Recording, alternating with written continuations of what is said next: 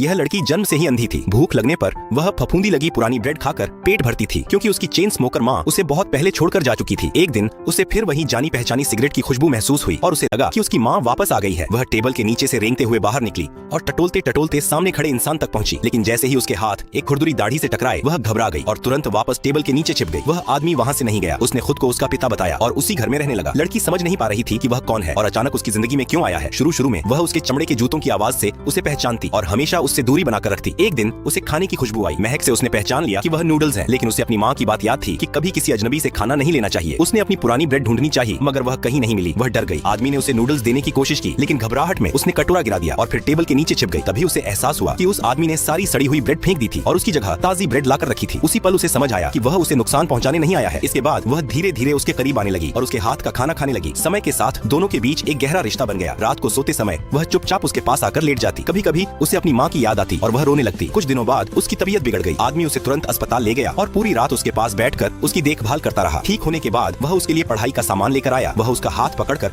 हथेली पर उंगलियों से अक्षर बनाकर उसे सिखाता। जब भी वह कोई शब्द सही पहचान लेती वह प्यार से उसके सिर पर हाथ फेर देता। देखते ही देखते लड़की ने कई शब्द सीख लिए। एक दिन उसने उसकी हथेली पर उंगलियों से लिखा धन्यवाद, लेकिन यह खुशी ज्यादा दिनों तक नहीं टिक सकी। एक दिन कुछ लोग आए और बोले कि उसकी माँ का कर्ज अभी तक नहीं चुकाया गया है, इसलिए घर सील कर दिया जाएगा। मजबूरी में आदमी उसे एक अनाथालय छोड़ने ले गया। लड़की का दिल टूट गया। जाने से पहले उसने उसके हाथ में ब्रेड का एक टुकड़ा रख दिया। तभी अचानक उसकी जानी पहचानी खुशबू दूर होने लगी। वह घबरा गई और आगे बढ़ते हुए कांच की खिड़की से टकरा गई। वह कांच पर लगातार हाथ मारने लगी। उसे महसूस हो रहा था कि वह आदमी बाहर खड़ा है। वह उससे अलग नहीं होना चाहती थी। तभी अचानक दरवाजा खुला। आदमी ने उसके आंसू पोंछे। लड़की ने उसका हाथ कसकर पकड़ लिया और उसकी हथेली पर उंगलियों से लिखा मुझे कभी छोड़कर मत जाना।